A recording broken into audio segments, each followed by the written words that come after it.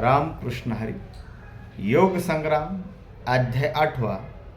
संत शेख मोहम्मद महाराज अनेक उदाहरणातून वेदांत, सिद्धांत आणि बौद्धांत समजावून सांगतात. ज्याप्रमाणे लोणी तापवले की आंबट पाणी जळून जाते आणि फेस निवळल्यानंतर स्वच्छ तूप डोळ्याला दिसते, तसे हे साधू तत्पर होऊन आपले स्वरूप पाहतात.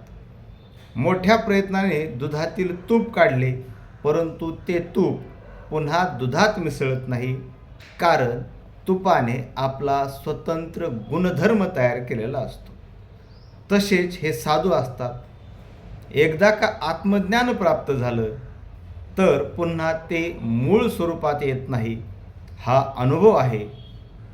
संत शेख मोहम्मद महाराज म्हणतात की साधू वेदाने निवडले. पहा, वेद वाचून वेदाचा अभ्यास करून साधू झाले, परंतु ते साधू पुन्हा वेदामध्ये मिसळत नाही, हा माझा स्वयं अनुभव आहे, असं संत शेख मोहम्मद महाराज सांगतात. की एकदा का गुरुकृपा झाली की द्वैताचा भेद नाहीसा होतो.